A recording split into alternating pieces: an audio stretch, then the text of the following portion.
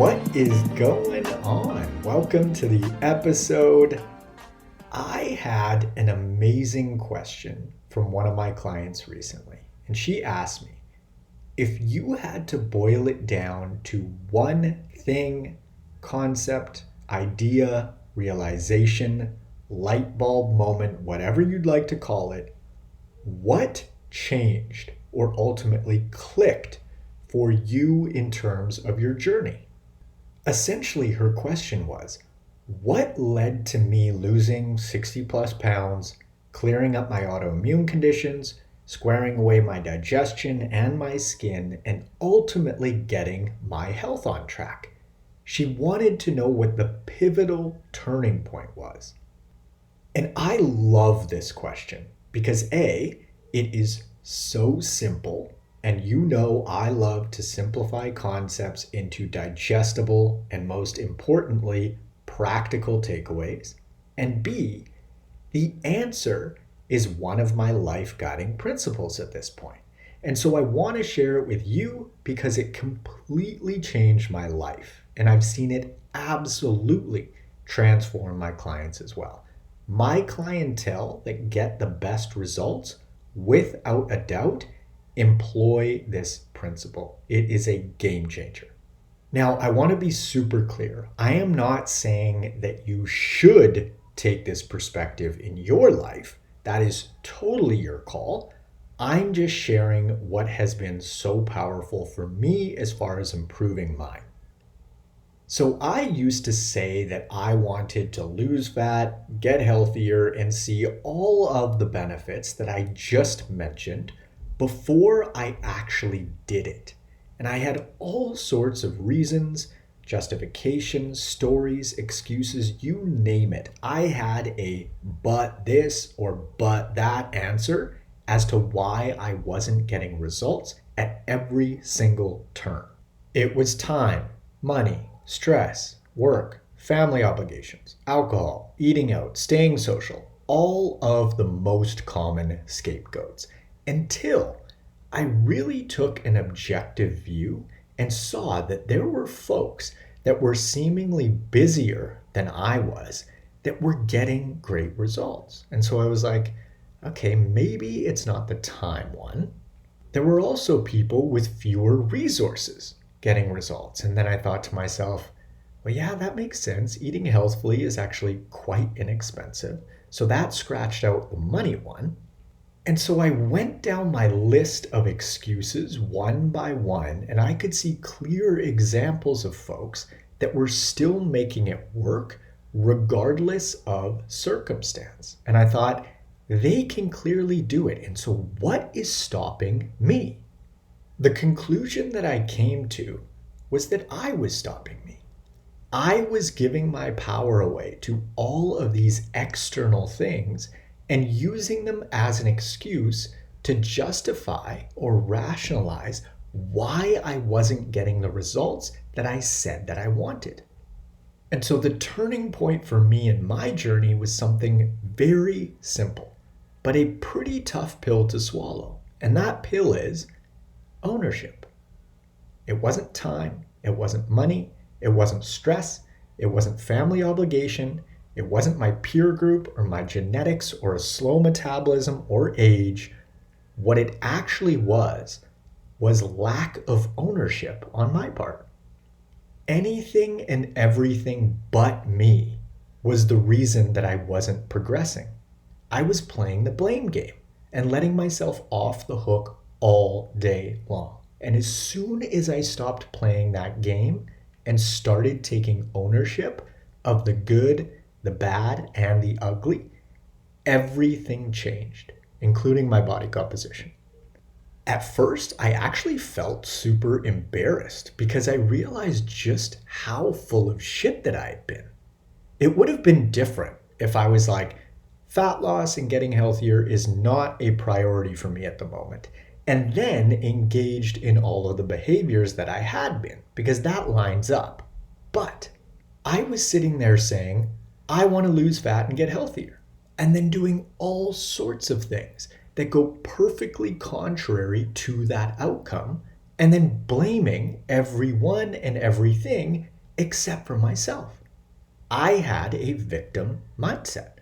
I was being victimized by junk food, social situations, resources, impulses, my own thoughts even, as if someone else was thinking for me.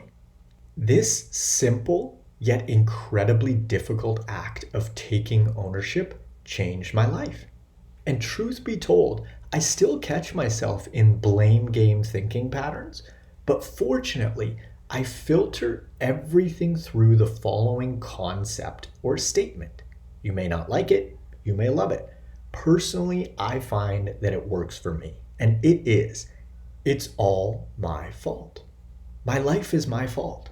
Not my mom, not my dad, not the government, not where I happen to grow up, not my childhood. My life as an adult now is my fault.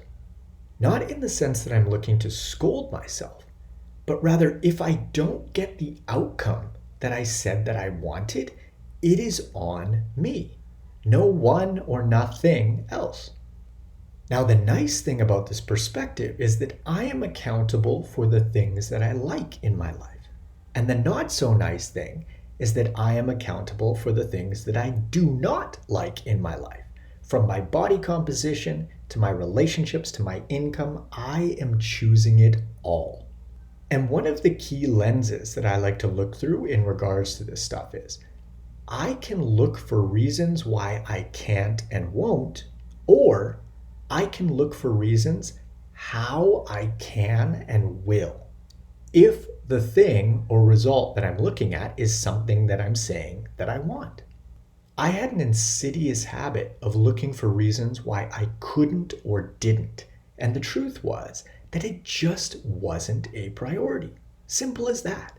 And there is such a different power and energy behind ownership and accountability versus the blame game or a victim mindset. For example, if you were to ask my previous self why I wasn't in the shape that I said that I wanted to be in, I would have told you all sorts of stuff. Well, I'm trying to get in shape and I'm eating mostly healthy and stuff. And I go to the gym.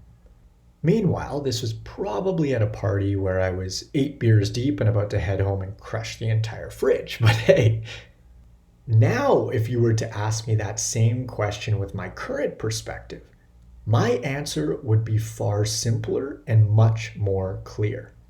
I haven't made it a priority. That's it. Because at the end of the day, that is the answer. All of the waffling and ambiguity that I indulged in was bullshit. I was full of it. And by the way, there is no judgment here. It's all about empowerment and acknowledging what is. Because the mindset of the individual that waffles, justifies, and has all sorts of excuses versus the mindset of the individual that says, I haven't made it a priority, is fundamentally different for a whole number of reasons. But especially because if the person that takes ownership decides for whatever reason that they want a different outcome, they will make it happen because all that they need to do is shift from it hasn't been a priority to it is a priority. That's it. Versus the other individual that is still stuck in the victim mindset of deceiving themselves and pointing the finger at everyone and everything else. This person has so much more work to do because they have to get over the idea that their life is happening to them. I want to give you a few specific examples just to make this even more clear and most importantly, actionable in the sense of how I approach this stuff on the fly. Body composition. My body composition, just like yours, is a perfect reflection of my nutrition, movement, and sleep habits. That's it. There is no other answer, no matter how hard I try to place blame on anything or anyone else. It is my fault, for better or for worse. Relationships. It's super easy to point the finger at someone else when we feel as if they've mistreated us, and they may have to a degree. However, I like to look at this through the lens of how did I contribute to this dynamic? For example, let's say that someone is constantly disrespecting me. Well, we teach others how to treat us. And so if I refuse to stand up for myself when someone continues to disrespect me over and over, instead of pointing the finger and blaming that individual, I ask myself, how am I creating this? Well, to start, I'm essentially saying it is perfectly okay to disrespect me because I'm accepting said disrespect. No one is forcing me to have relationships with people that I do not want to have relationships with. And so the onus is on me. If I choose to continue to engage with this individual, I am saying yes to the disrespect. And if I don't like it, I always have the option of speaking up and or walking away.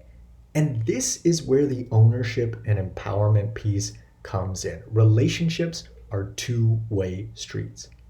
On the career or work front, we choose our jobs. And I find it so interesting when folks complain about how certain careers don't pay enough, or they don't like the hours, or that they have to wear a specific outfit. Because when we choose that career, we also choose the compensation, the hours, and the wardrobe. This ownership concept is truly life-changing. And yes, it is absolutely difficult at times. However, I'd argue that it's more difficult to go about life thinking that everything is just happening to you all the time. After having lived that way, I can say with 100% certainty that I am so much more content living through ownership. It is night and day, no contest. Now, it's worth mentioning that if you choose to shift your perspective into one of taking ownership of your life, you may find it difficult to interact with people that don't, because the amount of victimhood out there is wild. Not nearly everyone grows out of it. And so once you experience what true ownership feels like, you may find yourself not all that interested in hearing folks go on about how hard done by they are. Fortunately, this does tend to come full circle, meaning when you first start to take ownership, you begin to really notice when and where other folks don't. Because it's like buying a new red Toyota Camry. All of a sudden, you start seeing them everywhere. But via more experience, you will almost certainly start to feel empathy and compassion for those folks for two reasons. One, that was you at one point. I used to believe that life happened to me. And two, you get to really see how folks are essentially their worst enemies in a lot of ways, and they don't know what they don't know. There are serious trade-offs to be made via this perspective, meaning there are pros and cons. A victim mindset means that nothing is your fault, right? These folks seemingly skirt responsibility and accountability only always. Now, if you know some folks in your life, they're plagued by this perspective and you love them, and therefore you find it hard to see them struggling, the best way, without a doubt, to influence others to take ownership is to do so yourself. If that is something that interests you, be the change that you want to see. It is just like eating habits. If you have a family member that you love to take better care of themselves, take better care of yourself and just let them see and experience you that way. It is so much more powerful for folks to come to their own conclusion and be like, you're different. They might not even know exactly what it is or how, but they see it and they feel it. And via that experience, they may just want it for themselves. Now, like I mentioned, I still catch my thoughts drifting into the blame game. And so here are a few key phrases that I use to recalibrate myself. How did I create this? What is my role in this situation? How did I attract this? What am I currently saying yes to? What am I currently saying no to? I want what I have, and I have what I want. This is on me. My life is my fault. Lastly, you might find it helpful to think about this stuff in terms of renting versus owning. If you've ever owned an apartment or a home or a car, you know that it is a completely different experience than renting is. Your approach to a car that you own is entirely different to the way that you approach a rental. So the question that I'll leave you with is, are you renting or do you own your life? If you're interested in applying for one-on-one nutritional coaching and or workout design with me, you can click the link in the description below or head on over to n1fitness.com/coaching. On Instagram, I'm at N1Fitness. On TikTok, I'm at the N1Fitness. And on YouTube, I am at Marcus Sadu. Feel free to leave us a review on your favorite podcast platform if you'd like to, of course. And be sure to hit that subscribe button. Thanks for tuning in. I hope that you found this episode useful, and I will catch you on the next one. See ya.